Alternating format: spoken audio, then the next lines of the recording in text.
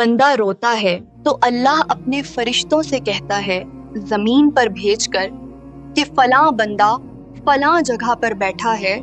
اور رو رہا ہے، اسے تسلی دو، اسے چپ کرواؤ۔ فرشتے زمین پر اترتے ہیں اور اس انسان کو چپ کرانے کی کوشش کرتے ہیں، لیکن اس کا غم اس کی ذات سے بڑھ چکا ہوتا ہے۔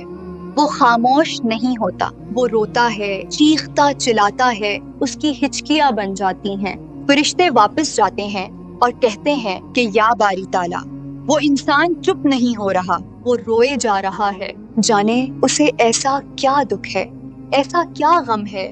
جو اس کی ذات کے اندر موجود ہے کہ وہ چپ نہیں ہو رہا۔ ہم نے بہت زیادہ اسے چپ کروانے کی کوشش کی، بڑی کوشش لگا لی، لیکن وہ خاموش نہیں ہوا، لیکن وہ چپ نہیں ہوا، وہ مسلسل رو رہا ہے۔ تو اللہ پاک کہتا ہے کہ مجھے پتا ہے کہ میرا بندہ کیوں رو رہا ہے، میں جانتا ہوں، کیونکہ میں نے اس سے اس کی بہت ہی دل عزیز چیز، دل عزیز شے، دل عزیز انسان لے لیا ہے، اور اسے اس بات کا غم ہے، اور اسی وجہ سے اس کا کلیجہ پھٹا جا رہا ہے اور وہ رو رہا ہے۔ لیکن میں ہی اپنے بندے کے دل میں یہ بات ڈالوں گا کہ اسے اس سے بہتر عطا کروں گا جو اس سے چھن گیا ہے۔ اور کہہ دو میرے بندے سے کہ لا تقنطوا من رحمت اللہ، کہ اپنے رب کی رحمت سے مایوس نہ ہو جانا۔ اگر آپ بھی رو رہے ہیں